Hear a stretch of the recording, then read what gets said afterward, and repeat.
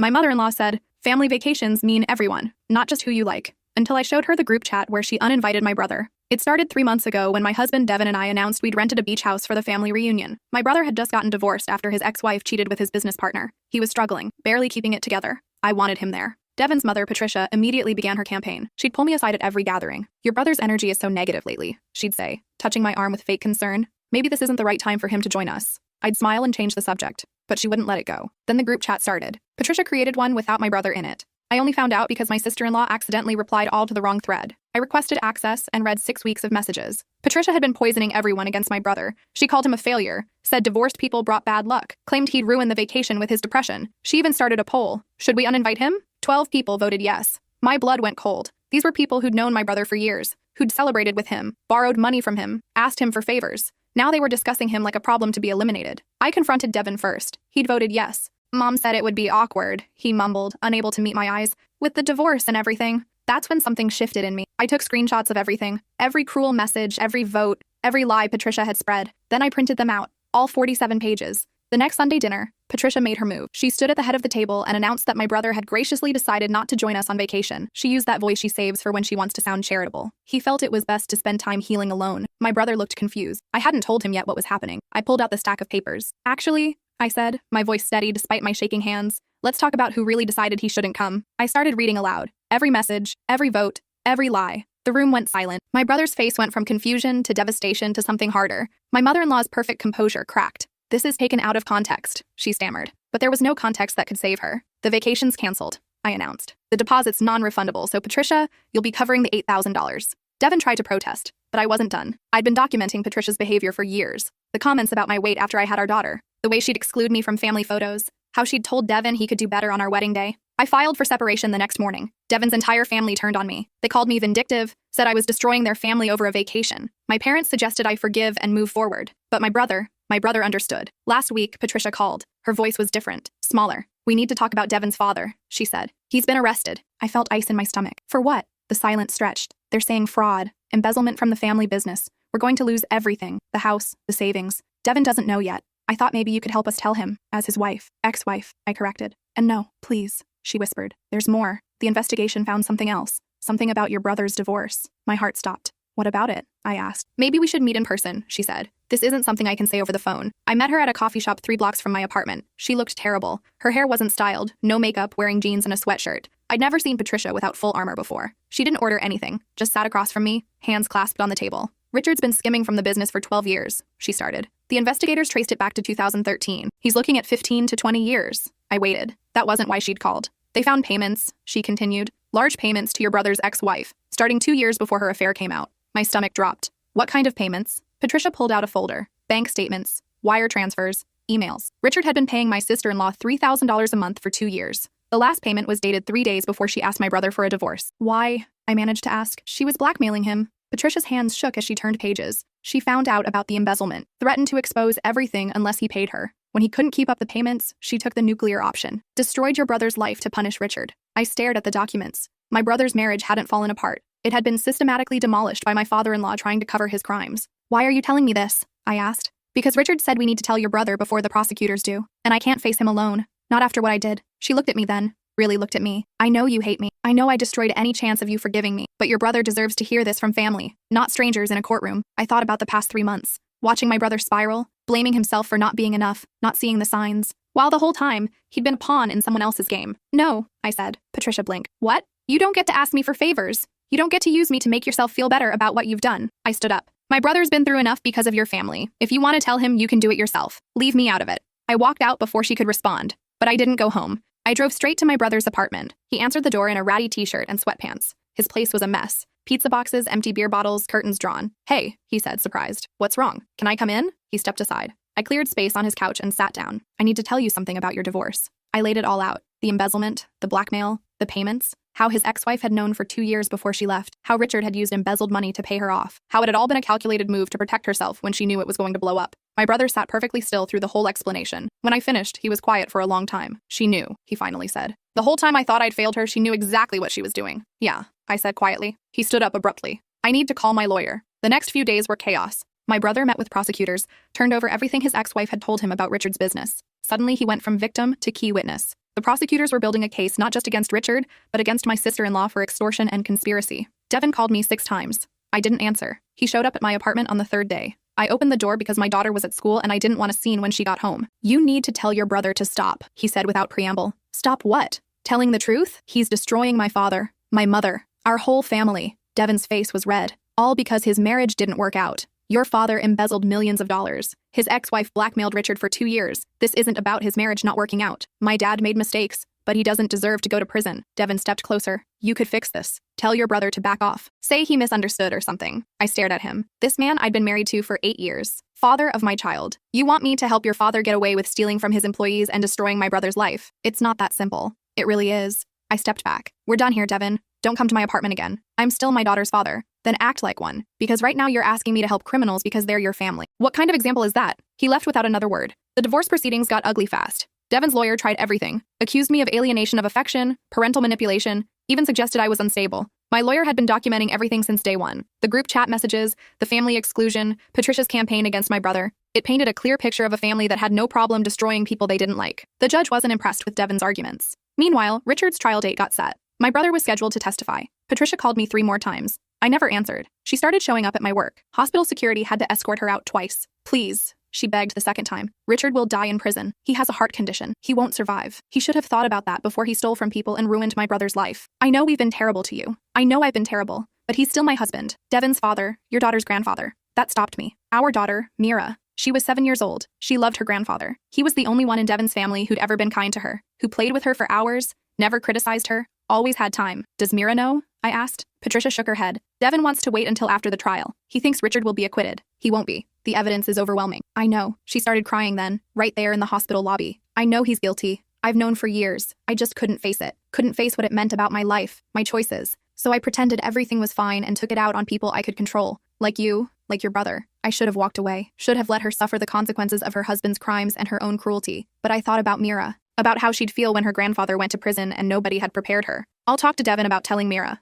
I said. "Together. But that's all I'm offering." Patricia nodded, wiping her eyes. "Thank you." I met Devin at his new apartment the next weekend while Mira was at my mom's. He looked worse than at our last meeting. Unshaven, weight loss, dark circles under his eyes. "We need to tell Mira about your father," I said. "She doesn't need to know. She'll find out eventually. Better from us than from kids at school or the news." Devin sat down heavily. "How do I tell my daughter her grandfather's a criminal? The same way I had to tell her why we're getting divorced. Honestly, but age appropriately." We spent 2 hours planning what to say, how to explain it without destroying Mira's image of the grandfather who'd been so good to her. We decided to focus on how he'd made bad choices about money, that he'd hurt people and had to face consequences. The conversation with Mira was one of the hardest things I've ever done. She cried, asked if it was her fault, asked if Grandpa still loved her, asked if Daddy would go to jail too. "No, sweetheart." I held her while she sobbed. "Daddy didn't do anything wrong, and Grandpa loves you very much, but grown-ups have to take responsibility when they hurt people. Even if they didn't mean to?" she asked. Devin and I looked at each other. "Even then," he said quietly. After Mira went to bed, Devin and I sat in my living room in heavy silence. "My dad knew," he finally said,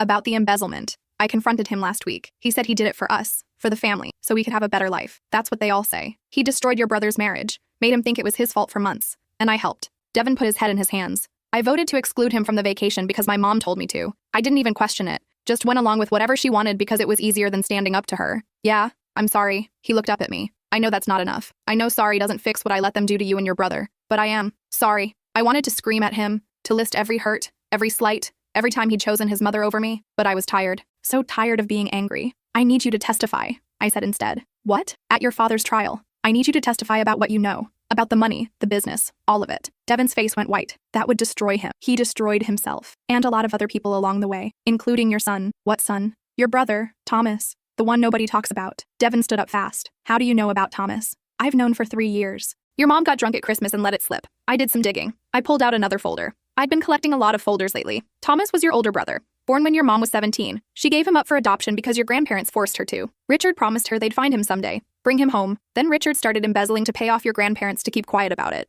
Thomas spent his whole life in foster care, while your father stole money to protect a secret about him." Devin stared at the adoption papers, the private investigator's report, everything I'd found. "Where is he now?" "Dead. Overdosed 4 years ago. Alone in a motel room in Detroit. No family, no support system. While your father was stealing millions and your mother was excluding people from family photos." Jesus Christ. There's more. "Richard paid Thomas's foster parents to never contact your mom. $50,000 over 18 years to keep them quiet. That's embezzled money too. Money that came from his employees' pension fund." Devin sat back down, looking sick. "How many people did he hurt?" At least 47 employees are completely wiped out. No retirement, no savings. Some of them worked for the company for 30 years. They're in their 60s now with nothing. And my mom knew about some of it. Maybe not all, but enough. We sat in silence for a long time. Finally, Devin said, "I'll testify. Tell me what the prosecutors need." The trial started 6 weeks later. My brother testified first, laying out everything about his marriage, the payments, how his ex-wife had systematically isolated him from friends and family before asking for a divorce, how he'd blamed himself for months while she'd known exactly what she was doing. Devin's testimony was worse. Watching him admit what his father had done, how the family had covered it up, the brother he'd never known about. Patricia sat in the gallery, stone-faced, while her son destroyed any chance of her husband walking free. Richard's lawyer tried to paint it as a family betrayal. "Your own son, testifying against you," he said dramatically during closing arguments. "What does that tell you about these accusations?" "It tells me he's telling the truth," the prosecutor responded, "because it's costing him everything to do it." The jury deliberated for 3 days. Guilty on all counts. Richard got 18 years. Patricia filed for divorce 2 weeks later. Suddenly, it was all Richard's fault. She'd been manipulated. She'd had no idea what was happening. My lawyer had recordings that proved otherwise. Patricia had known about the embezzlement since 2015 and had used the money for her lifestyle while judging everyone else. The family business went into bankruptcy. The employees got pennies on the dollar for their pensions. 3 families lost their homes. 1 man had a heart attack from the stress and died before the trial ended. Devin's siblings stopped speaking to him, called him a traitor, said he destroyed the family for nothing. Only Devin's youngest sister, Melissa, reached out. "Thank you," she said simply, "for finally telling the truth." My brother moved on with his life, started dating again, actually dating instead of the toxic mess his marriage had been. He got a better job, moved to a nicer apartment. Some days he was okay. Some days the betrayal still hit him hard, but he was healing. My divorce got finalized 4 months after Richard's conviction. Devin moved across the country, said he couldn't stay in a place where everyone knew what his family had done. We worked out custody of Mira, every other holiday, summers, flexible for her needs. Then, 6 months after everything settled, I got a call from a number I didn't recognize. "Is this Diana?" A woman's voice. Unfamiliar. "Yes. Who's this?" "My name is Rachel. I was Thomas's caseworker before he aged out of foster care." My heart stopped. "How did you get this number?" "Thomas kept a journal. I found it when I was cleaning out his belongings after he died. He'd been trying to find his birth family for years. He'd found your husband, Devin, had his address, phone number, everything. He was going to reach out, but then he saw an article about Richard's company, how successful it was, and he couldn't do it. Why not? He wrote that he didn't want to ruin their perfect family, that maybe he was better off not knowing them." She paused. "But there's something else. Thomas had a daughter. She's 13 now. She's been in the system since he died. I thought his family should know." I sat down hard. Devin had a niece. Mira had a cousin, another casualty of Richard's choices. "What's her name?" I asked. "Autumn. She's in a group home in Michigan. Smart kid, good grades, but she's been rejected by 3 foster families.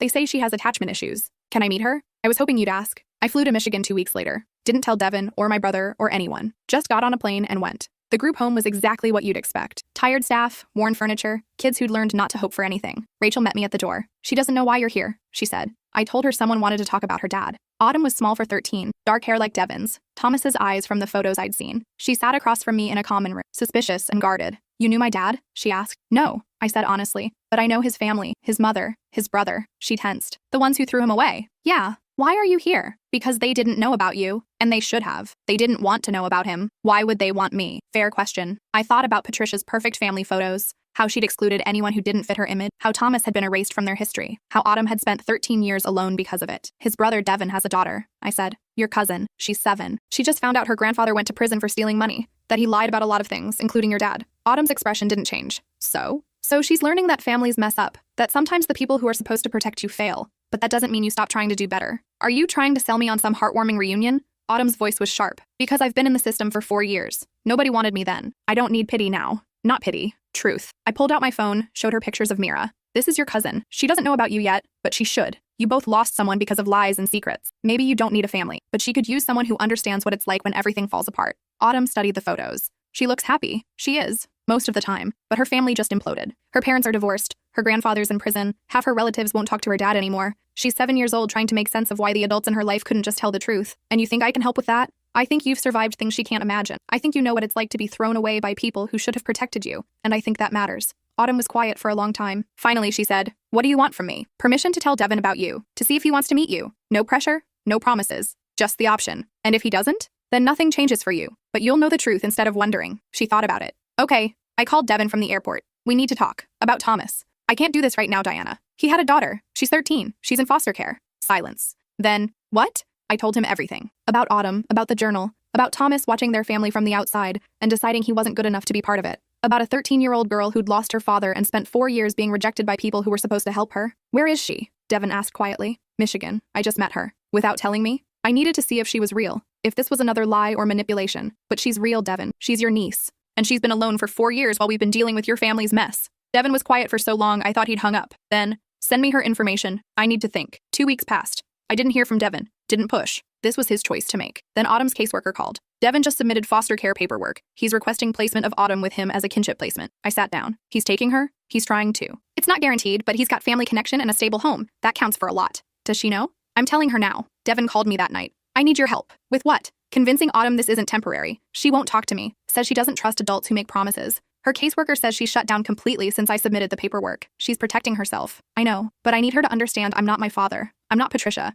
I'm not going to throw her away when she becomes inconvenient. Then prove it. Show up. Consistently. Even when she pushes you away. Devin moved to Michigan temporarily while the placement process went through. He drove to the group home every other day, sat with Autumn even when she wouldn't talk to him, brought her books, art supplies, things Rachel said she liked. Never pushed, never made demands. 3 months later, Autumn moved in with him. I didn't meet her again until Devin brought her to meet Mira. They'd been living together for 6 weeks. Devin looked exhausted, but different. Lighter, somehow. Autumn was still guarded, but she smiled when Mira launched herself at Devin with a hug. Is this my cousin? Mira asked, studying Autumn with 7-year-old intensity. Yeah, Autumn said carefully. I'm Autumn. That's a pretty name. Do you want to see my room? I have a lot of stuffed animals. They disappeared upstairs. Devin and I stood in my living room, watching them go. She doesn't sleep through the night, he said quietly. Wakes up at 2 a.m., checks that I'm still there. Some days she won't eat. Other days she tests me. Breaks rules just to see what I'll do. Her therapist says it's normal for kids who've been through what she has. You look tired. I am, but I'm not giving up. He looked at me. I gave up on Thomas. Didn't even know he existed, but my family gave up on him before I was born. I won't do that to Autumn. Good.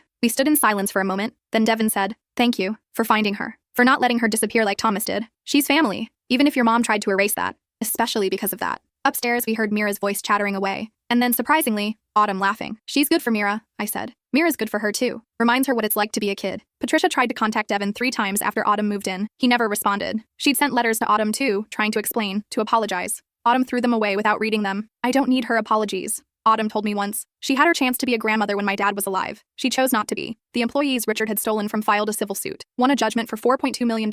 Patricia had to sell her house, her car, everything. She moved into a studio apartment and got a job as a receptionist. The family that had looked down on everyone else was now living paycheck to paycheck. Some people felt sorry for her. Said she'd paid enough for her husband's crimes. But I remembered those 47 pages of messages. The campaign against my brother. The years of criticism and exclusion. The grandson she'd never acknowledged. And the great-granddaughter she'd ignored. My brother got married last spring. Small wedding, just close friends and family. Devin was invited. So was Autumn. Patricia was not. Should I feel bad about that? My brother asked me the day before. Did she feel bad about trying to exclude you from a family vacation? No. Then you have your answer. At the reception, I watched Autumn and Mira dancing together. Mira teaching her cousin some elaborate routine she'd learned in dance class. Devin stood next to me, smiling for the first time in months. Dad's appeal got denied, he said quietly. He'll serve the full sentence. How do you feel about that? Relieved. That sounds terrible, but I'm relieved. He can't hurt anyone else now. That doesn't sound terrible. It sounds honest. Mom wrote me another letter. Says she's changed. That she understands now what she did wrong. Asked if she could meet Autumn. What did you tell her? Nothing. I threw it away. He watched the girls dancing. Autumn knows about her. I showed her pictures, told her the whole story. She said if Patricia wanted to be in her life, she had maybe 30 seconds to prove she'd change. I'm not giving her those 30 seconds. Good call. She destroyed Thomas. Erased him from our family like he never existed. Then acted like she was doing it to protect us. From what? The truth? The truth would have been better than the lies. I thought about all the ways Patricia had tried to control everyone around her. The manipulation, the judgment, the careful curation of who belonged and who didn't. How it had all collapsed when confronted with evidence of what she really was. You're breaking the cycle, I said. With Autumn, you're showing her that family doesn't have to be like that. I'm trying. Some days I don't know what I'm doing, but I'm trying. That's all any of us could do. Try to be better than the generation before us. Try to tell the truth instead of burying it. Try to show up for the people who needed us instead of the people who were convenient. 6 months later, I got another call from Rachel. There's something you should know. About Thomas's death. My stomach dropped. What about it? It wasn't an overdose. Not accidental anyway. He left a note. The police didn't release it publicly because of Autumn, but I thought you should know. What did it say? Rachel was quiet for a moment. That he was tired of not being wanted. That he'd found his family and watched them from the outside for 6 months. Saw how perfect they looked. How successful. And he couldn't figure out why they'd thrown him away. He thought there must be something wrong with him. Something that made him unlovable. The note said he was sorry for being born. I couldn't speak, couldn't breathe. He died thinking he was the problem, Rachel continued. Not the people who abandoned him. That's what Richard's lies and Patricia's shame did to him. They killed their son and never even knew it. I told Devin that night. He didn't say anything for a long time. Just sat there, processing. He was 33, he finally said. Same age I am now. He spent 33 years thinking something was wrong with him because our parents were cowards. Yeah. Does Autumn know? Rachel says she knows it was suicide, not the specifics. Should we tell her? I don't know. Maybe when she's older. Maybe never. I'm not sure which would hurt less. Devin stood up, walked to the window. I need to tell you something about why I agreed to testify against my father. I waited. I found something in his office after he was arrested. A letter from Thomas, from 10 years ago. He'd written asking to meet, just once. Said he didn't want anything, just wanted to know where he came from. My dad wrote back and told him to never contact our family again. Said he'd get a restraining order if Thomas showed up. Threatened him. Devin. Thomas sent 3 more letters over the years. My dad kept them all, like trophies or something, proof that he'd protected the family from an inconvenient truth. The last letter was dated 6 months before Thomas died. He was begging, said he was struggling, needed help, just wanted to know he mattered to someone. Devin turned to face me, tears running down his face. My dad read that letter and threw it away. Let his son beg for help and did nothing. Then 6 months later, Thomas was dead. And my father never told anyone, just kept going like nothing happened. I went to him, let him cry on my shoulder. All the grief for the brother he'd never known. All the rage at the father who'd let him die. All the guilt for not knowing, not saving him somehow. You couldn't have known, I said, but I know now, and I can't unknow it. I can't pretend my father is anything other than a man who chose his reputation over his son's life. We stood there for a long time, holding each other while Devin grieved for a brother he'd never gotten to meet, for all the years they could have had if someone had just told the truth. Later, after Devin left, I thought about the domino effect of lies, how Richard's first lie about Thomas led to embezzlement, which led to blackmail, which led to my brother's destroyed marriage, which led to the trial, which led to discovering Autumn, which led to Devin raising his niece and finally understanding what family actually meant. All because Richard had been ashamed of his teenage girlfriend getting pregnant. All because Patricia had let her parents bully her into giving up her son. All because they'd chosen comfort over courage. And Thomas had died believing he was the problem. My brother and his new wife decided to start a foundation for children aging out of foster care, kids like Thomas and Autumn who fell through the cracks. They called it Second Chance Foundation. Devin donated the first $50,000, money he'd saved for years that he'd originally planned to invest in his father's business. This is what that money was always supposed to be for, he said at the opening ceremony. Taking care of family. Real family. Not the pretend version my parents created. Autumn spoke too, her voice shaky, but determined. My dad spent his whole life thinking he wasn't good enough. That's a lie foster kids hear in 100 different ways. From caseworkers who give up, foster parents who send you back, relatives who won't claim you. We're starting this foundation so other kids know the truth, that they're good enough. They always were. Patricia sent flowers. The card said, "I'm proud of you." We threw them away. The foundation grew faster than expected. Turns out there were a lot of people who'd been failed by the system, who wanted to help kids like Thomas. We started with emergency funds for kids aging out, then scholarships, then a mentorship program pairing former foster kids with current ones. Autumn threw herself into it, spent hours talking to teenagers who reminded her of her dad, who were convinced they weren't worth fighting for. She'd tell them her story, how she'd been rejected by 3 families before Devin took her in, how she'd spent 4 years thinking she was unlovable. But here's the thing, she'd say. It wasn't about me. It was never about me. Some people are just broken in ways that make them hurt everyone around them. You can't fix them. You can only refuse to let them make you believe their lies. She was 15 now, thriving in ways no one had expected.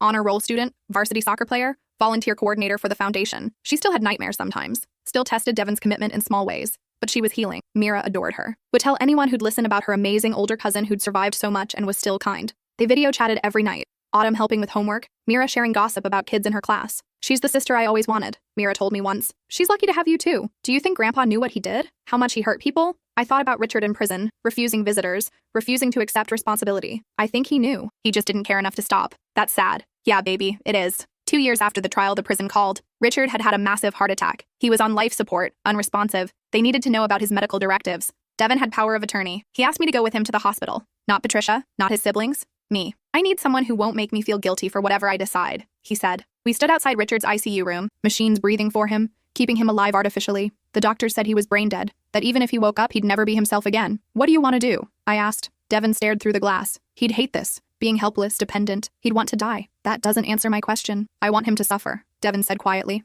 "I want him to feel a fraction of what Thomas felt, what Autumn felt, what all those employees felt when they found out their pensions were gone. But that's not who I want to be." "Then don't be that person." He signed the papers to remove life support. Richard died 3 hours later, Devin never going into the room, never saying goodbye. Patricia showed up as they were wheeling the body away. She looked old, worn down by years of consequences. "You killed him," she said to Devin. "No, you did. Both of you. The day you gave Thomas away and spent the next 33 years pretending he didn't exist. That's not fair." "You're right. It's not fair. Nothing about this is fair. Thomas dying alone wasn't fair. Autumn spending 4 years in group homes wasn't fair. Those employees losing their retirement wasn't fair. My brother's marriage being destroyed wasn't fair. You don't get to complain about fairness now." Patricia turned to me. "This is your fault. You turned him against us. I showed him who you really were. You did that all by yourself." She tried to hug Devin. He stepped back. "Don't. You don't get to grieve for a man you helped create. You enabled every choice he made, every lie he told. You were so busy protecting your perfect family image that you sacrificed your actual family. I made mistakes. You made choices. And those choices destroyed lives. Thomas's life, Autumn's childhood, my brother's marriage,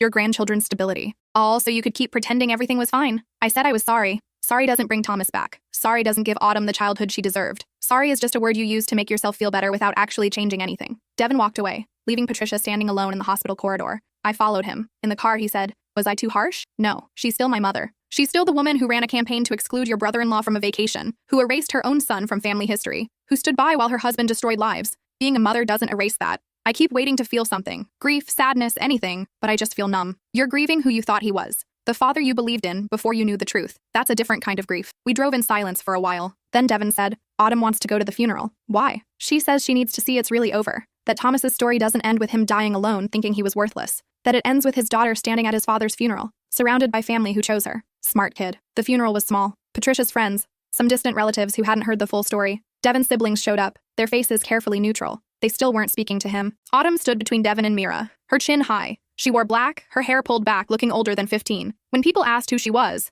Devin said loudly enough for everyone to hear, "This is my niece, Autumn, Thomas's daughter, my brother's daughter." You could hear the whispers. Patricia's friends suddenly understanding there was more to the story. Distant relatives doing math, realizing Thomas had existed before anyone admitted it. The pastor gave a generic eulogy about Richard's business success, his family legacy. No mention of the embezzlement, the employees he'd destroyed, the son he'd abandoned. Just a sanitized version of a man who'd never existed. When he asked if anyone wanted to share memories, Autumn stood up. Devin tried to stop her. "You don't have to do this." "Yes, I do." She walked to the front of the funeral home, small and composed. "I didn't know Richard," she started, "but I knew his son, Thomas. My father, the one nobody here wanted to talk about." Patricia went rigid. "My dad spent 33 years thinking he wasn't good enough to be part of this family. He died believing that lie. But the truth is, this family wasn't good enough for him because my dad was kind. He helped people. He volunteered at shelters, mentored kids in foster care, donated to charities even when he didn't have much money. He spent his life trying to be worthy of people who had already decided he wasn't." The room was completely silent. Richard had a chance to know his son. Multiple chances. My dad reached out over and over, and every time Richard told him to go away,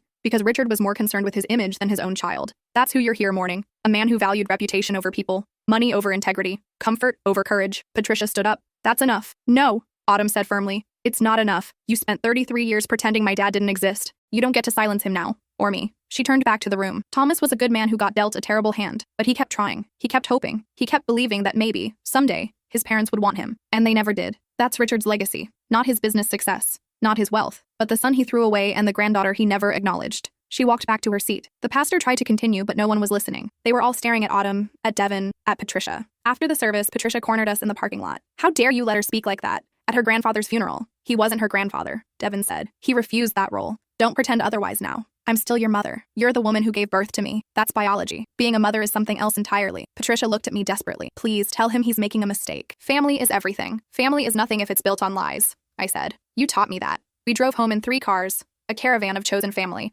Not the family we were born into, but the one we'd built from the wreckage. That night, Devin stayed for dinner. Autumn helped me cook while Mira set the table. My brother and his wife came over. We crowded around my small dining table, passing dishes, talking over each other, laughing. This was what Patricia had been so desperate to protect. The illusion of family. But she'd missed the actual thing. The showing up. The honesty. The choosing each other every day, even when it was hard. "I got accepted to Stanford," Autumn announced during dessert. The table erupted in celebration. Stanford had been her dream school, seemed impossibly far away 6 months ago. "Full scholarship," she added, "including housing." Devin pulled her into a hug. "I'm so proud of you." "I'm scared," she admitted quietly. "Of what?" "That I'll get there. And remember, I'm just a foster kid who doesn't belong. That I'll mess it up somehow." "You're not just a foster kid," I said. "You're a survivor who fought for everything you have. You're Thomas's daughter who refused to believe the lies. You're someone who turned pain into purpose. That's who Stanford is getting." Autumn smiled, but I could see the fear still there. Years of rejection don't disappear, because good things finally start happening. Over the next few months, we prepared for Autumn to leave. Devin helped her shop for dorm supplies, packed boxes, created a moving checklist.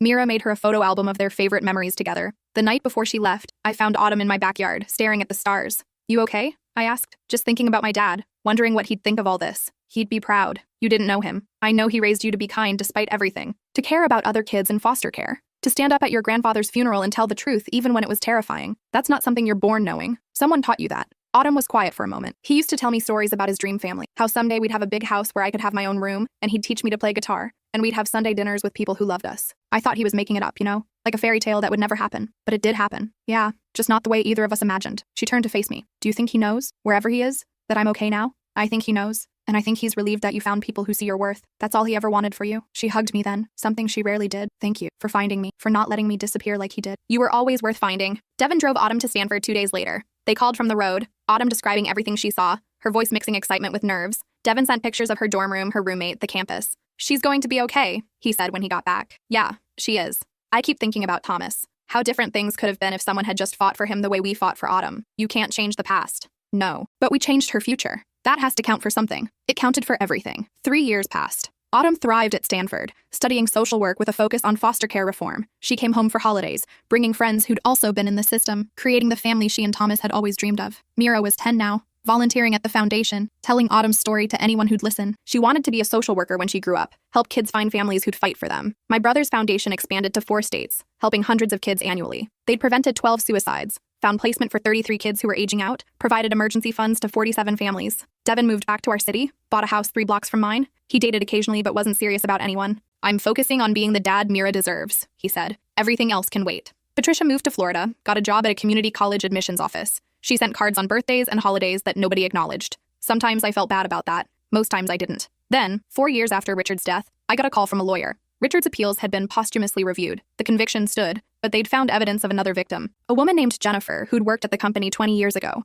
Richard had sexually harassed her, then embezzled money to pay her off when she threatened to sue. She'd used that money to leave the state, change her name, start over. "She's coming forward now," the lawyer said. "Wants to tell her story." She asked if any family members would be willing to give statements about his character. Devin and I met Jennifer at a coffee shop. She was in her 50s, nervous but determined. I was 22, she started. Fresh out of college, first real job. Richard was my boss. He started small, comments about my appearance, standing too close. Then it escalated. He cornered me in the supply room, put his hands on me. When I threatened to report him, he offered me money. Said he'd ruin my career if I told anyone. "How much?" I asked. $75,000. I took it because I was terrified and broke and didn't think I had any other choice. But that money came from the pension fund, from people who worked their whole lives, and I helped him steal it. "That wasn't your fault," Devin said. "I know that intellectually, but emotionally, I've carried that guilt for 20 years. When I saw he'd been convicted, I wanted to come forward, but I was scared. Scared of being blamed, of being called a liar. Then, I read about the foundation, about how you were helping kids who'd been failed by adults who should have protected them, and I realized I needed to do the same. Stop letting fear and shame keep me quiet." Jennifer's testimony opened up 2 more cases, other women Richard had harassed and paid off.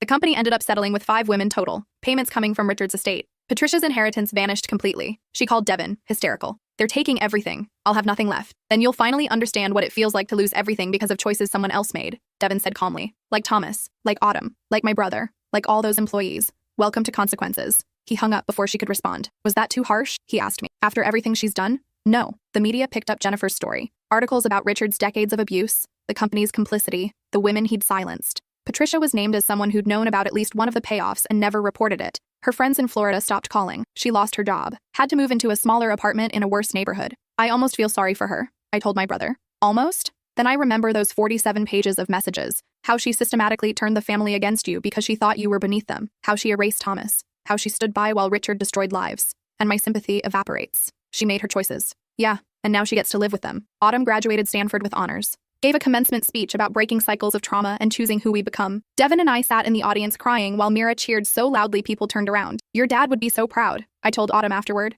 "I hope so. I've been thinking about him a lot lately, wondering what he'd be doing if he'd lived. If we'd have been able to build the life he imagined." "You did build it. Maybe not with him, but because of him. He raised you to be strong enough to survive until you found us. That's an incredible gift." She hugged me tight. "I'm writing a book. About him, about the system, about everything. I want other kids to know they're not alone, that their worth isn't determined by the people who abandon them." The book came out 2 years later. Unwanted, one man's story of adoption, abandonment, and the daughter he left behind. It became a bestseller, sparked national conversations about foster care reform, parental rights, and the long-term impacts of adoption trauma. Patricia tried to sue for defamation. The case was thrown out immediately. Everything in the book was documented fact. Devin got a call from Melissa, his younger sister, for the first time in 5 years. "I read Autumn's book," she said. "I had no idea about any of it. Mom said Thomas was just a mistake that got handled. She made it sound like they'd done the right thing. She lied to you. About everything. I've been doing research, talking to people who knew Dad. He was a predator, wasn't he? The harassment, the manipulation, all of it. Yeah. And Mom enabled him. Yeah. I'm sorry. For believing them. For cutting you off. For not standing by you during the trial."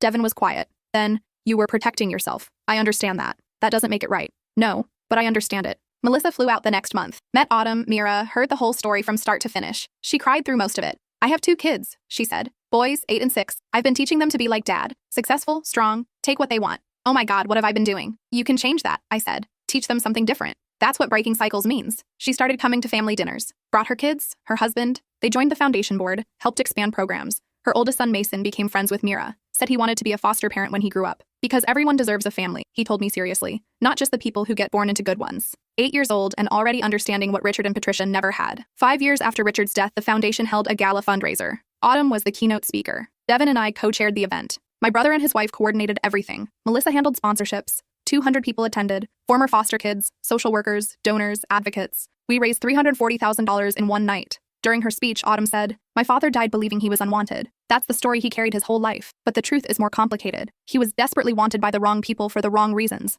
used as a pawn in their image management. And when he became inconvenient, they erased him." She paused, looking around the room. But that's not the end of his story, because his story lives on in every kid we help, every family we support, every cycle we break. Thomas mattered. His life had meaning, not because of the people who abandoned him, but because of what we choose to do with the legacy he left behind. Standing ovation, people crying, Devin next to me, tears streaming down his face. "He'd be so proud of her," he whispered. "He is, wherever he is." After the gala, Patricia tried to approach us in the parking lot. Security stopped her before she got close. "I just want to talk," she pleaded, "to apologize, to be part of this." "You've had 9 years to apologize," Devin said, "to acknowledge what you did, to make amends. You didn't. You only care now because Autumn's successful, because the foundation is thriving. You want to be associated with the good parts without accepting responsibility for the bad. I've changed. Then prove it somewhere else. Start your own foundation. Help people. Make amends. But don't ask to be part of what we built from the wreckage of your choices." We walked away, leaving her standing alone in the parking lot, like she'd left Thomas, like she'd tried to leave my brother, like she'd leave anyone who didn't serve her narrative. Autumn started a podcast called Stories from the System, interviewed foster kids, adoptees, social workers, anyone affected by the system's failures. It got millions of downloads, sparked policy changes in 3 states. Mira turned 14, applied to be a mentor in the Foundation's program, got matched with a 12-year-old girl named Riley, who reminded me so much of young Autumn it hurt. Devin opened a second location of his business, hired exclusively from the foster care system, gave jobs to kids aging out who needed a chance. "Thomas would have done this," he said, "if he'd had the resources. So I'm doing it for him." My brother and his wife adopted 2 kids from foster care, siblings, 7 and 9, who'd been separated for 2 years, brought them home and slowly, carefully, showed them what family could be. We were building something. Not perfect, not without struggles, but real, honest, based on truth instead of lies. 10 years after I'd confronted Patricia with those 47 pages, I ran into her at a grocery store. She looked old, tired, alone. For a moment, I almost felt sorry for her. "How is everyone?" she asked quietly. "Good. Autumn's in graduate school. Mira's thriving. Devin's business is expanding. My brother just adopted 2 kids. That's wonderful." She hesitated. Could you tell them I asked about them?" "No, please. I just want them to know I care. Caring requires action. You had years to show them you cared. You chose not to. That's on you." I walked away, leaving her standing in the cereal aisle, just like she'd left Thomas standing outside her perfect family, just like she'd tried to leave my brother standing outside that vacation, just like she'd leave anyone who threatened her carefully constructed image. Some people never learn, never change, never understand that love requires more than words, more than intentions, more than apologies. It requires showing up, being honest, doing the hard work of actually caring about people even when it's inconvenient. Patricia never figured that out, but we did. In the wreckage of her lies and Richard's crimes, we built something true. A family that chose each other, that fought for each other, that told the truth even when it hurt. Thomas didn't live to see it, but his legacy did. In every kid we helped, every cycle we broke, every truth we told instead of another convenient lie. That's what family really means. Not blood or obligation or image management, but choosing each other, over and over, even when it costs everything, especially then.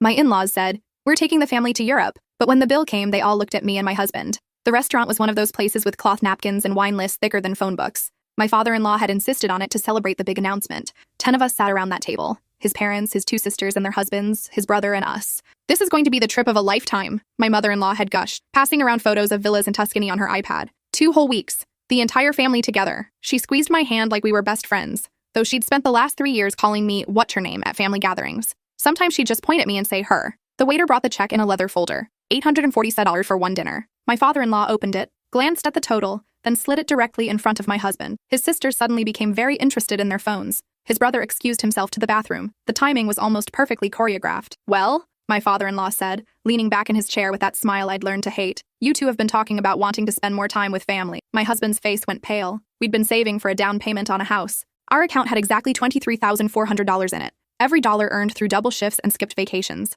"Dad, we didn't know this was going to—" "The Europe trip," my mother-in-law interrupted sweetly. "We figured since you don't have kids yet, you have more disposable income. Everyone else has real expenses, private school tuition, mortgages, country club dues. You understand how it is." We lived in a 1-bedroom apartment above a dry cleaner. His sister owned a 4-story brownstone in the suburbs with a 3-car garage. But somehow, we were the ones with disposable income. "How much is the trip?" I asked quietly. "About $8,000 per couple," his brother's wife chimed in, returned from wherever she'd been hiding. "That includes flights, hotels, and activities. But obviously you're covering tonight too since you suggested this restaurant." I hadn't suggested anything. His mother had texted me the address that morning with, "Be there at 7, dress nice." My husband looked at me. I could see him calculating, trying to figure out how to say no without causing World War III. But I was done calculating. Done with the casual digs about us being childless and therefore less important. Done with being excluded from family photos, then being asked to split costs.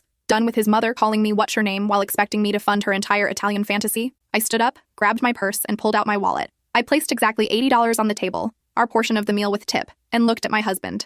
Coming? His family stared. His father's face turned an interesting shade of red. You can't just, his mother started. We can't afford an $8,000 trip, I said simply. We're saving for a house. If you want to go to Europe, that's wonderful. Have an amazing time. But we won't be joining you, and we won't be paying for anyone else to go either. The walk to the car was silent. I halfway expected my husband to go back inside, to apologize, to make excuses for my rude behavior. Instead, he opened my door, got in the driver's seat, and started laughing. Not a nervous laugh, a real one. I should have done that years ago, he said. God, that felt so good. That's 3 days ago. This morning, I woke up to 47 missed calls and 23 long texts. My sister-in-law left a voicemail explaining that they'd found a cheaper option in Portugal instead. Only $4,000 per couple. Wasn't that generous? They'd even let us pay in installments. Then my mother-in-law sent a text. Just 5 words that made my blood run very cold. Dad's will was updated yesterday. I stared at my phone screen until the words blurred. My husband was in the shower, singing off-key like nothing had happened, like his mother hadn't just dropped a nuclear bomb into our morning. The thing about my father-in-law was simple. He had money, real money, the kind that bought silence and loyalty and made grown adults perform like trained seals for the promise of inheritance. His construction company had been worth $4.3 million when he sold it 5 years ago. Since then, he'd been living off investments and rental properties, playing patriarch like it was a full-time job. And the will. God, the will. It hung over every family gathering like a storm cloud. Nobody talked about it directly, but everybody knew. His oldest daughter, Vivian, had gotten herself written out twice already. Once for marrying someone he didn't approve of. Once for questioning his political views at Thanksgiving. She'd crawled back both times, apologizing, performing the required penance. Now she was back in the will with a projected $800,000 inheritance. His younger daughter, Rochelle, had never been written out. She was the golden child. Perfect grades, perfect husband, perfect children enrolled in perfect schools. She'd get at least $1.2 million, plus the lake house. His son, my husband, was supposed to get $900,000 and the rental properties. We'd seen the previous version of the will 2 years ago, when his father had pneumonia and thought he was dying. He'd gathered everyone to his hospital bed for a dramatic reading, like some twisted Victorian novel. Then he recovered and spent the next 6 months reminding everyone what they stood to lose. My husband turned off the shower. I could hear him humming. I called my mother-in-law back. She answered on the first ring. So you saw my text? She said.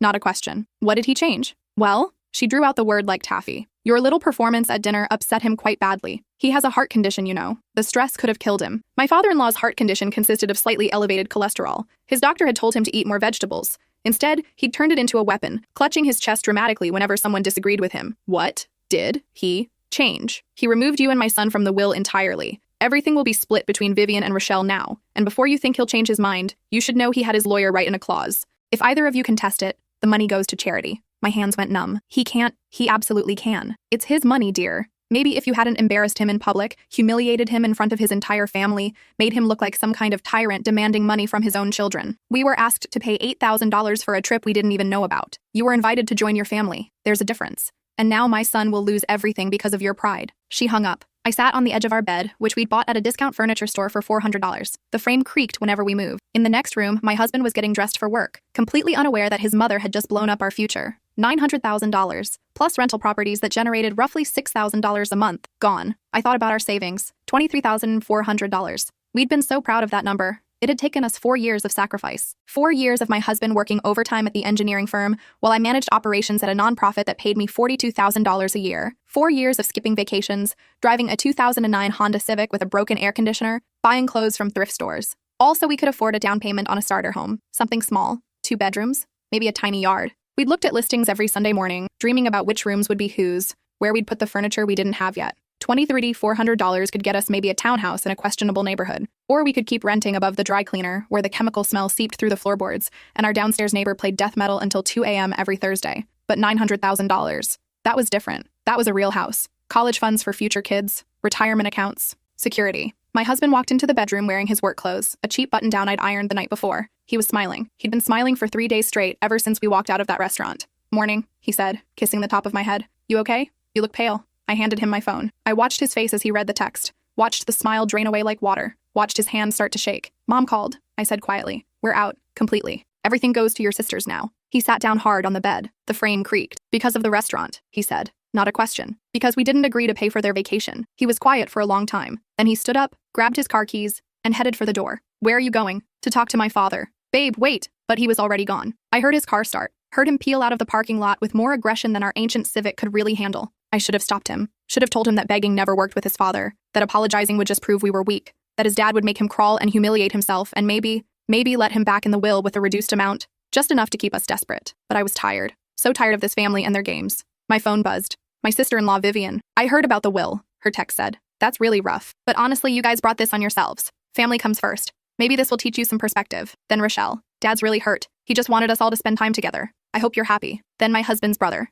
Timothy. Dude, what were you thinking? $900K gone because you couldn't pay for one trip? None of them mentioned that they'd expected us to pay $8,000. None of them remembered sliding that check toward us like we were the family ATM. None of them acknowledged that we lived in a one-bedroom apartment, while they owned houses worth more than most people earned in a lifetime. I got dressed for work, brushed my teeth, made coffee in our cheap Mr. Coffee machine that leaked from the bottom. Everything felt surreal, like I was watching myself from a distance. My husband called at 10 a.m. He won't see me, he said. His voice was flat. I drove to their house. Mom answered the door and said Dad was too upset to talk, that he needed time to cool down, that maybe in a few weeks if I apologized properly, he'd consider meeting with. Did you apologize? I tried. Mom shut the door in my face. I closed my office door so my coworkers wouldn't hear. Come home. We'll figure this out. There's nothing to figure out. I just lost $900,000 because I laughed in a parking lot. You lost it because your father is a controlling asshole who uses money to manipulate his children? That's easy for you to say. Your parents don't have anything to manipulate you with. The words hit like a slap. My parents were both gone. Dad from cancer when I was 19. Mom from a stroke 3 years later. They'd left me nothing because they'd had nothing. Just medical debt and a paid-off Toyota Camry that lasted 6 months before the transmission died.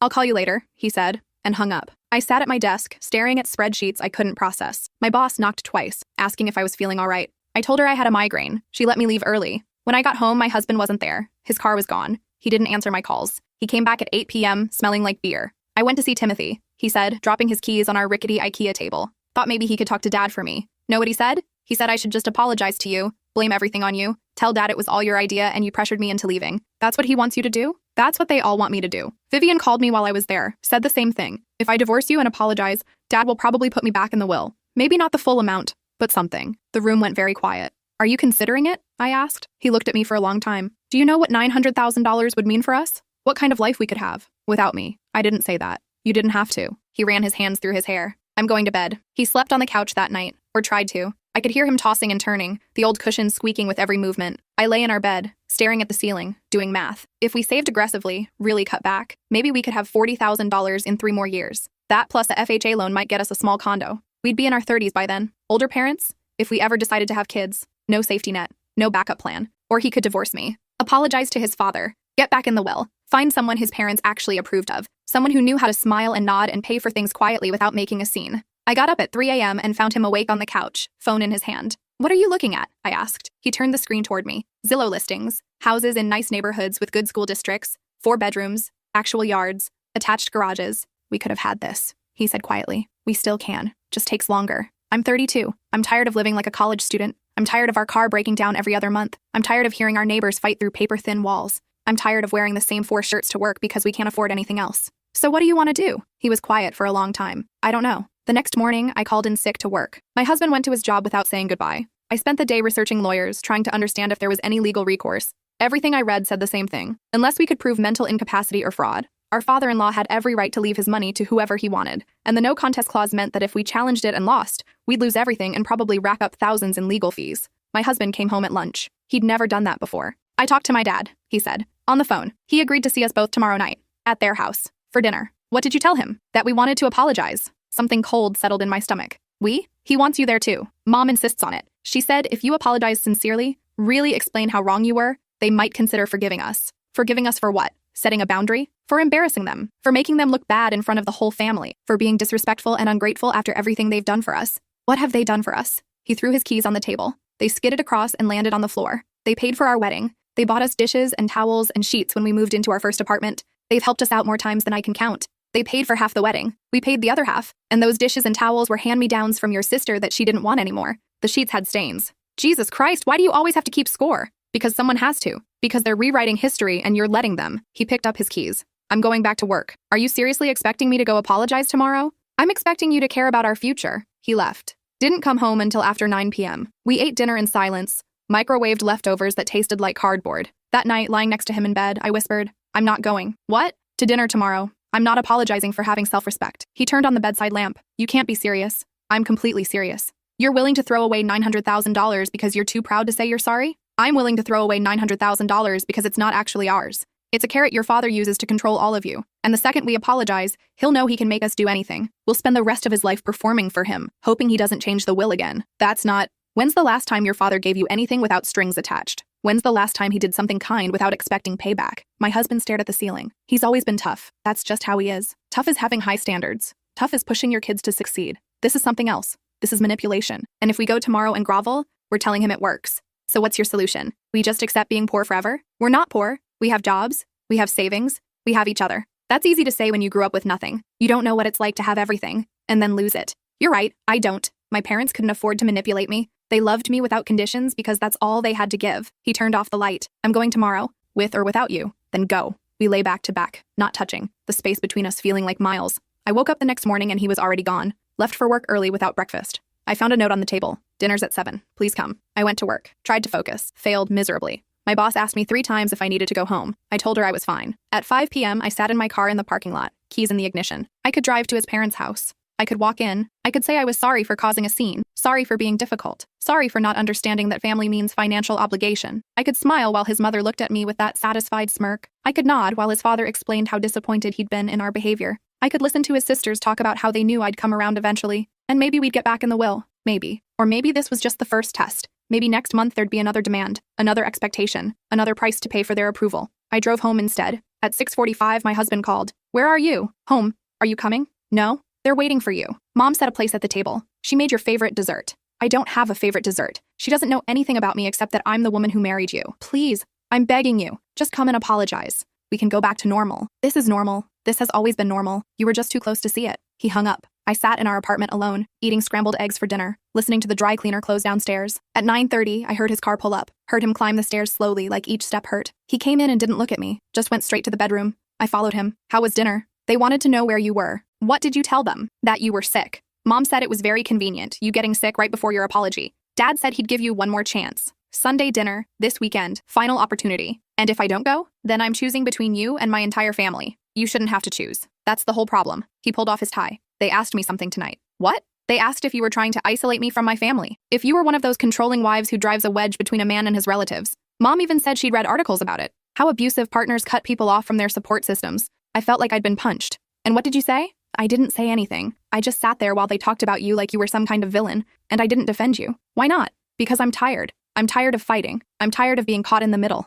I'm tired of losing. So you're blaming me now, just like they want you to. I'm not blaming anyone. I'm just stating facts. Before we got married, I had a family. Now I don't. You still have a family. They're just holding their love hostage until you pay the ransom. He looked at me then. Really looked at me. What if you're wrong? What if they're not manipulative assholes? What if we really did embarrass them and owe them an apology? Then apologize. Go back Sunday. Grovel. See what it gets you. Without you. Without me. He sat on the edge of our bed. Is this really worth it to you? Your pride is worth more than our marriage? This isn't about pride. This is about not letting someone else dictate how we live our lives. They're not dictating anything. They're just asking for respect. Respect goes both ways. When's the last time they respected us? When's the last time they treated us like adults instead of children playing house? He didn't answer. That weekend, he went to Sunday dinner alone. Came back 4 hours later, smelling like his mother's perfume and his father's cigar smoke. How was it? I asked. Fine. Did they put you back in the will? Dad says he's considering it. I have to prove I'm serious about being part of the family again. And how do you do that? They want me to visit more. Every Sunday dinner, help Dad with some projects around their house, show up for family events.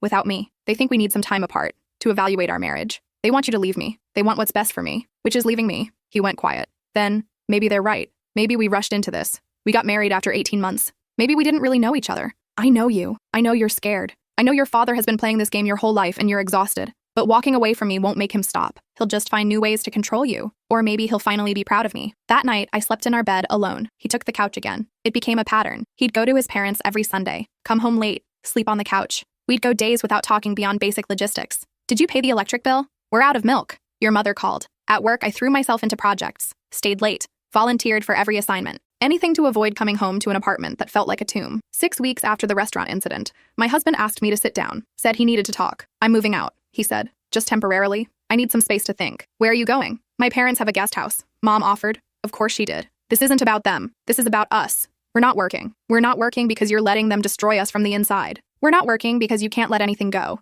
You're still hung up on a dinner from 2 months ago. I'm hung up on the principle, on not being someone's puppet. And I'm hung up on losing everything I grew up with. My family, my inheritance, my future. You haven't lost me, haven't I? He moved out that weekend, took his clothes, his laptop, his collection of engineering textbooks, Left the furniture because it was cheap and broken anyway. I sat in the apartment alone, looked at the empty space where his dresser had been, the closet with my clothes pushed to one side, his hangers vacant. My phone buzzed. His mother. I heard he moved out. I just want you to know, we don't hate you. We just think you're wrong for our son. Some people aren't meant to be together. It's better to realize it now before you have children and make everything more complicated. I didn't respond. She texted again. He'll need to file for divorce eventually. I hope you'll be gracious about it. Not ask for anything you're not entitled to. Our family has lawyers, very good lawyers. It would be in your best interest to sign whatever papers he brings you. I blocked her number. Then I unblocked it and typed, "Tell your son if he wants a divorce, he can ask me himself, not send his mommy to do it." She didn't respond. 3 months went by. 3 months of living alone, eating alone, sleeping in a bed that felt too big. My husband texted occasionally, asking about mail, about tax documents, about our shared bank account, never about us. I started looking at apartments I could afford on my salary alone, studio spaces in worse neighborhoods, basements with small windows. Everything was depressing. Then one morning, I got a call from Vivian, his sister. "I need to talk to you," she said. "In person. Can we meet for coffee?" "Why would I meet with you?" "Because you need to know what's really happening." She picked the place. A Starbucks near her house, which meant I had to drive 40 minutes. She was already there when I arrived, wearing clothes that cost more than my monthly rent. "Thanks for coming," she said. "What do you want?" She stirred her latte. "Mom and Dad are planning something. I thought you should know." "Why would you tell me?" "Because what they're doing is wrong, and I'm tired of pretending it's okay." I waited. "They've been introducing him to women," Vivian said quietly. "Daughters of their friends. Suitable women. Women with the right background, the right education, the right family." My stomach dropped. "We're still married. They know. They don't care. They're treating it like the marriage is already over. Like you're already gone. Mom's been talking about which of these women would make the best daughter-in-law, which ones would fit into the family better. Why are you telling me this?" She looked me in the eye. "Because they did the same thing to me 15 years ago. I was married to someone they didn't approve of, someone who didn't come from money. They did exactly this. Isolated us. Turned my husband against me. Introduced him to other women. Within 6 months we were divorced. But you're remarried. To someone they approve of. Leonard." She said his name like it tasted bad. "Yes. Perfect Leonard with his perfect job and his perfect pedigree. We've been married 12 years. I've been miserable for 12 years. But I'm back in the will, so I guess that's what matters. Then why are you here? Why warn me?" "Because I wish someone had warned me. I wish someone had told me that once you let them win, they never stop winning. That you spend the rest of your life trying to earn approval that will never actually come." She stood up. "He really loved you, you know, before all this. I saw the way he looked at you at your wedding, like you were the only person in the room. I hadn't seen him that happy since we were kids. He doesn't look at me like that anymore. Because they broke him. It's what they do. They find your weakness and they push until you crack. His weakness was wanting his father's approval. He's been chasing it his whole life." She left. I sat there with my coffee getting cold, watching people come and go, happy couples, families with young children, old men reading newspapers alone. I went home and found a manila envelope taped to my door. Inside were divorce papers. Standard dissolution of marriage. No kids, no property, no assets worth fighting over. Just a signature line and a request to split our savings account 50-50. At the bottom, a post-it note in my husband's handwriting. "I'm sorry. This is for the best." I called him. He didn't answer. I called again, straight to voicemail. I drove to his parents' house, parked outside the guest house in back, saw lights on, knocked on the door. His mother answered. She was in the guest house. "Not him. He doesn't want to see you," she said. "He can tell me that himself. He's not here. He went to dinner with the Hartwell's daughter. Lovely girl. Studied law at Yale. Her father owns half the downtown." She smiled. "You can leave the papers with me. I'll make sure he gets them signed and filed." I wanted to scream, wanted to tell her exactly what I thought of her and her manipulation and her horrible little kingdom. Instead, I got back in my car and drove home. I sat at our cheap IKEA table with the divorce papers spread in front of me. Our whole marriage reduced to 8 pages of legal language. Everything we'd built erased by a few signatures. 4 years together. 4 years of inside jokes and lazy Sunday mornings and learning how each other liked their coffee. 4 years of being a team, destroyed in 3 months by a family that saw me as an obstacle instead of a person. I thought about signing, about making it easy, about walking away and starting over somewhere else, maybe getting a job in another city, maybe disappearing completely from their lives. Then I thought about Vivian, miserable in her approved marriage, trapped by money and expectations. I thought about my husband, being paraded in front of eligible women like a prize bull. I thought about what his father would do next, after this work, who he'd control, how he'd use his power. And I got angry, really, truly angry. I didn't sign the papers. Instead, I hired a lawyer. Not for the divorce, for something else. It took 2 weeks and $3,000 I couldn't afford. But my lawyer found something interesting. My father-in-law's will, the updated one that cut us out, it had a problem, a legal problem. When he changed it in a fit of anger, he'd used an online service instead of his regular attorney. Wanted it done fast, didn't want to wait for an appointment or explain his reasoning. Just wanted to punish us immediately. But the online service hadn't followed proper protocol. The witnesses weren't properly vetted. The signatures weren't notarized correctly. One of the witnesses was his housekeeper, someone who potentially benefited from the will. The whole thing was a mess. It wouldn't hold up in probate. My lawyer smiled when he told me, "If your father-in-law died tomorrow, this will would be thrown out. The previous will, the one that included you and your husband, would be reinstated by default." "Are you sure?" "Positive. I've seen this a dozen times. People get emotional, make quick changes, don't follow the rules. It invalidates everything." "Should I tell them?" That's up to you. But if I were in your position, I'd keep this information very, very quiet. I kept it quiet. I didn't sign the divorce papers. And I waited. 2 weeks later, my husband called. Actually called, not texted. Why haven't you signed? He asked. Because we're still married. You're making this harder than it needs to be. I'm not making it anything. You're the one who moved out. You're the one who filed. You want a divorce? Come talk to me yourself. Don't send papers through your mother. I can't. Why not? Because if I see you, I might… He trailed off. Might what? Might remember why I married you in the first place. The line went quiet. I could hear him breathing. Are you happy? I asked. What? Living in their guest house. Going to dinners with pre-approved women. Having your whole life managed by your parents. Are you happy? I'm secure. That's not what I asked. He hung up. That night, Vivian called again. They're planning a party, she said. Next month, Dad's 70th birthday. Big celebration. They're announcing his retirement from managing his properties, passing control to someone else. Why are you telling me? Because they're announcing who gets what, making it public. Once it's announced in front of everyone, it'll be harder for him to change his mind again. And they're cutting him out too. Your husband. They're giving everything to me and Rochelle. Timothy gets nothing either, but he's been written out for years. Your husband thinks if he divorces you and plays nice, he'll get back in. But I saw the paperwork. Mom showed me. He's out permanently. Dad says he's too weak, too easily influenced. Not fit to manage family assets. I felt sick. Does he know? Not yet. They're going to tell him at the party, in front of everyone. One final humiliation to teach him a lesson about loyalty. Why are you helping me? Because I'm tired of watching them destroy people, and because you're the only person who ever stood up to them. Maybe if you do it again, really do it, I'll find the courage to stand up too. She gave me the date and time of the party. I called my lawyer. Is there any way to challenge the will before someone dies? I asked. Not really. Not unless you can prove incompetence or fraud. What if I can prove the current will is invalid? Then you'd need to inform the probate court. But until he dies, there's no probate. The will is just a document. It doesn't mean anything until death. But if it's invalid, wouldn't the previous will take effect? Technically. But he could just create a new will that's properly executed. You'd be back where you started. Unless he doesn't know his current will is invalid. My lawyer was quiet. I can't advise you to withhold information that might affect someone's legal decisions. But you can't force me to share it either. No, I can't do that. I thanked him and hung up. The party was on a Saturday.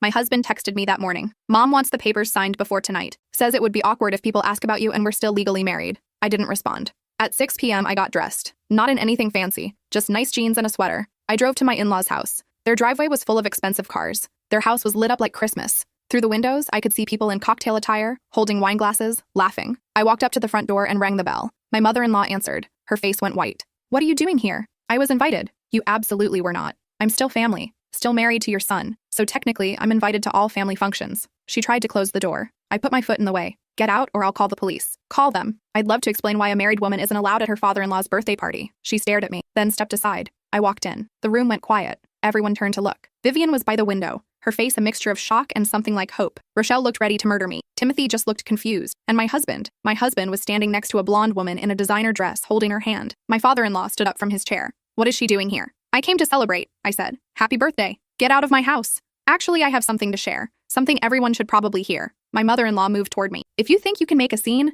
I'm not making a scene. I'm sharing information. See, I hired a lawyer a few weeks ago. Not for the divorce, for something else.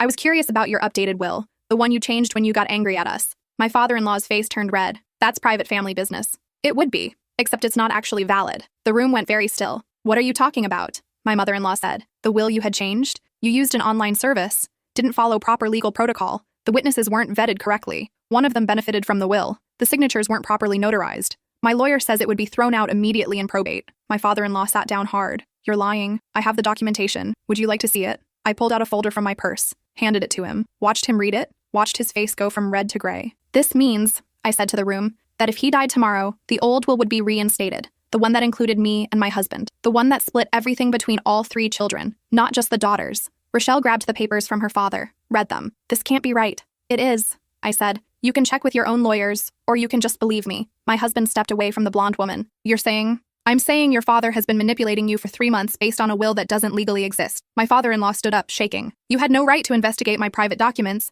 I had every right. My husband is your heir. Your decisions affect our future. And you've been holding your invalid will over our heads like a weapon. Get out. His voice was quiet. Dangerous. Get out of my house right now. Gladly. But first, I have one more thing to say. I turned to my husband. They were going to cut you out anyway, tonight. They were going to announce it in front of everyone, that you're too weak to inherit anything, that you're not fit to manage family assets. Vivian told me. She saw the paperwork. My husband looked at his sister. Is that true? Vivian nodded slowly. I'm sorry. I tried to warn her so she could warn you. My mother-in-law moved toward Vivian. You betrayed your own family. No, Vivian said, her voice stronger than I'd ever heard it. You betrayed us. All of us. You've been playing us against each other our whole lives. using money like a weapon, making us perform for your approval. I'm done. I'm so done. She walked toward me, stood next to me. Whatever she's doing, I'm in. Rochelle looked between us and her parents. This is insane. You're both insane. Maybe, I said, or maybe we're just tired. I looked at my husband. The divorce papers? I'm not signing them. You want out? You'll have to fight for it. And while we're still married, I'm still your heir, still entitled to half of anything you inherit.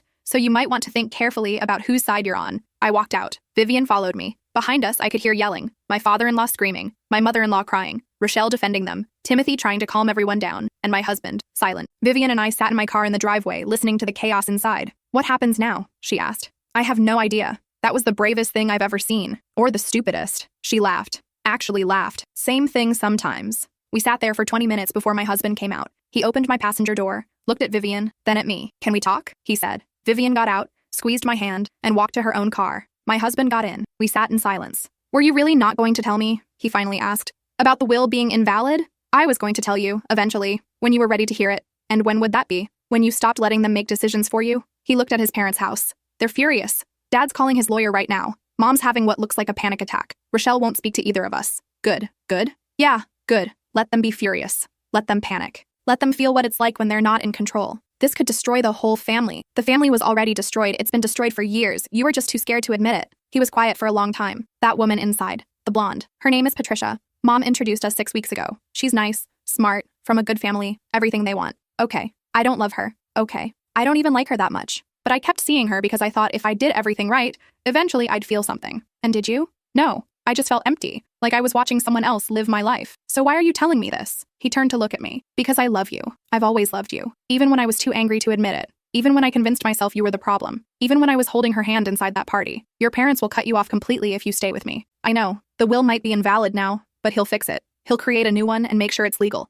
You'll lose everything. I know. We'll be back to our 1-bedroom apartment and our broken car and our $23,400 in savings. Actually, it's down to $20,000. I've been paying rent to my parents. I laughed. Couldn't help it. You've been paying them rent? To live in their guest house? They said it would teach me responsibility. We both started laughing then. Real laughing. The kind that makes your stomach hurt. When we stopped, he took my hand. I'm sorry for all of it. For not defending you. For believing their version of events. For making you the villain when you were the only one being honest. I'm sorry too. For being stubborn. For making this harder. Your stubbornness saved us. If you'd signed those papers, I'd be in there right now. Trapped in a life I don't want. With people I don't love. Wondering where it all went wrong. So what do we do now? We go home. Our shitty apartment with the broken bed frame and the neighbor who plays death metal. And we start over. Your father will never forgive you. I know, but maybe that's okay. Maybe some people don't deserve forgiveness. We drove back to our apartment together. He moved his things back in that night. The closet looked fuller with his clothes. The bathroom less empty with his toothbrush. We lay in bed, our bodies not touching, both staring at the ceiling. I'm scared, he said. Me too. What if we can't make it without their help? Then we can't make it.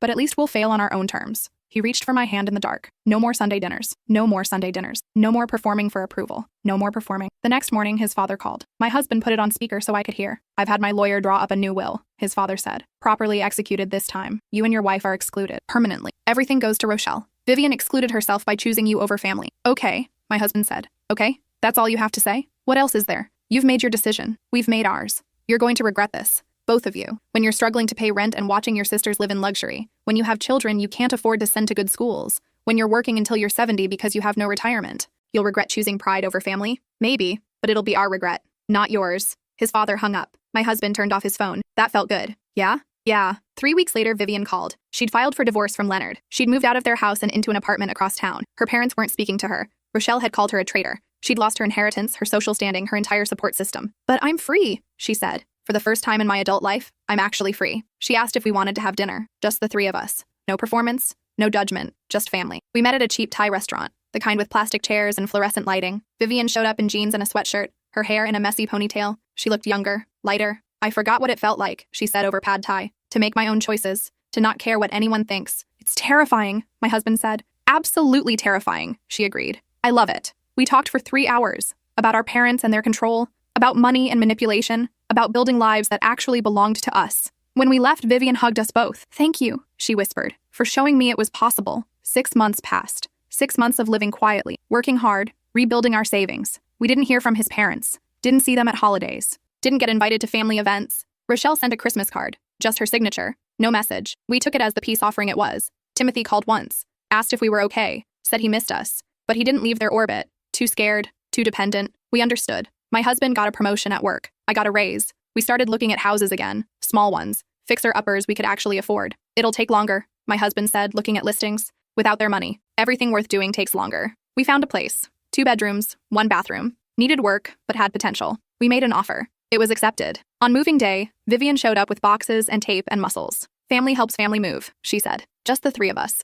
Carrying furniture and laughing and ordering pizza for dinner in an empty house. My husband's phone rang. His mother. He looked at me. You can answer, I said. He did. Put it on speaker. I heard you bought a house, his mother said. Yes. Congratulations. Thank you. Silence. Your father had a heart attack last week, she said finally. Minor one. He's recovering. But it made us think about things. About family. About what matters. My husband waited. He wants to see you. Both of you. For dinner. No expectations. No manipulations. Just dinner. Mom, I know what we did. How we pushed. But your father's mortality is staring him in the face now, and he's realizing money doesn't keep you warm at night. Is he changing his will back? She hesitated. No, that's done. What's done is done. But maybe we can still be family. Maybe that can be enough. My husband looked at me. I shrugged. Your choice. He thought for a long time. Okay, dinner. But here, our house. Our terms. But your house isn't even furnished. Those are the terms. Take them or leave them. Another silence. We'll be there Sunday at 6. They came. His parents, dressed down in casual clothes, looking older than I remembered. His mother brought flowers. His father brought wine. We sat on camping chairs in our living room, eating takeout Chinese food from paper plates. The house smelled like fresh paint. The walls were half finished. It's nice, his mother said, looking around. Cozy. It's ours, my husband said. His father cleared his throat. I was wrong. About a lot of things. About how I used money. About what I expected from you. About her. He looked at me when he said it. I don't expect forgiveness, he continued. I don't even deserve it. But I wanted you to know I see it now. What I did. What I became. Why now? I asked. Why after everything? Because I was in that hospital bed. Tubes in my arms. Monitors beeping. And all I could think was that when I died, my children wouldn't come to my funeral. That I'd built this empire of money and control and manipulation, and in the end, I'd be buried by strangers. That's not, my husband started. It is. It's exactly true. I pushed all of you away. Vivian won't speak to me. You two were gone. Even Rochelle only visits out of obligation. Timothy pretends I don't exist. I was going to die alone, and it would have been entirely my fault. My mother-in-law took his hand. We want to try again. Differently this time. Without conditions. The will? My husband asked. Stays as it is. Rochelle gets everything. Consider it our punishment. We have to live knowing we gave everything to the only child who still tolerates us out of greed rather than love. It was harsh, but honest. We talked for hours. About boundaries and respect. About what family could mean without money. About starting over. When they left, his mother hugged me. Actually hugged me. I'm glad he married you, she whispered. You saved him. He saved himself, I said, but I hugged her back. Things weren't perfect after that. His father still tried to control things sometimes, old habits dying hard. His mother still made passive-aggressive comments about our modest lifestyle. But we'd set boundaries and we enforced them. Sunday dinners became optional. We went when we wanted, skipped them when we didn't.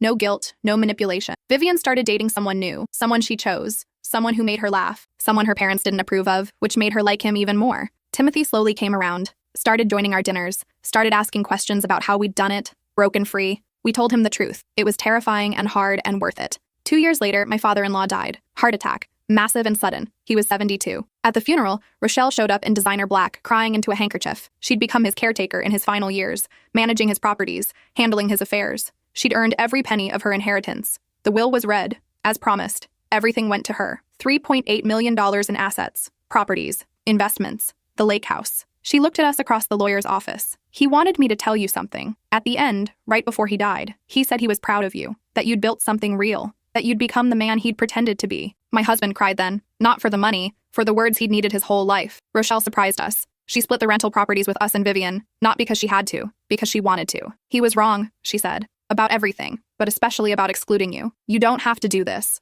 my husband said. I know, that's why I am. We used our portion to pay off the house, put the rest in savings, kept working our jobs, kept living our modest life, but now it was ours, really ours, not bought with compromise or manipulation or surrender. My mother-in-law sold the main house, too big for one person, too many memories. She moved into a condo downtown, started taking art classes, made friends who didn't know about her money or her dead husband or her children's rebellion. She came for dinner once a month, brought grocery store flowers, and complimented our cooking. Sometimes she'd look around our small house with its mismatched furniture and photos on the walls and say, this is what a home should look like. 5 years after the restaurant incident, I got pregnant. We'd finally felt stable enough to try. My husband cried when I showed him the test. Happy tears this time. His mother threw us a baby shower, small and intimate. Just close friends and the family members who'd survived our rebellion. Vivian brought books. Timothy brought a handmade crib he'd built himself. Rochelle brought practical things, diapers and wipes and a gift card for the pediatrician. My mother-in-law gave us an envelope. Inside was a check for $10,000. For the college fund, she said. No strings, I promise. You don't have to, I started. I want to.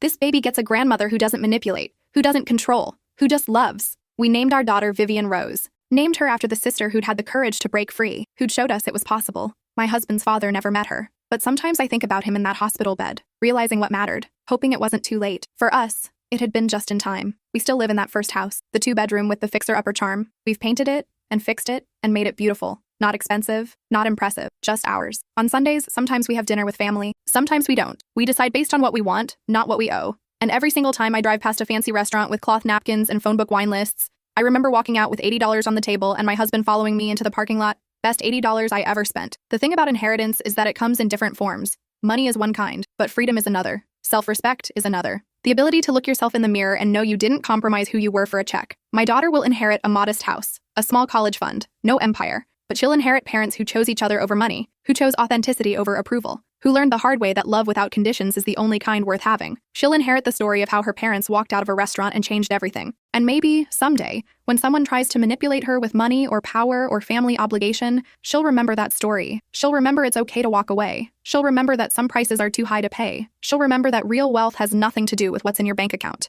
And she'll know deep in her bones that she comes from people who chose hard over easy, real over fake, love over money, every single time. That's the inheritance that matters. That's what we'll leave behind. Not money or houses or villas in Tuscany, but the knowledge that standing up for yourself, even when it costs everything, is always worth it. Always.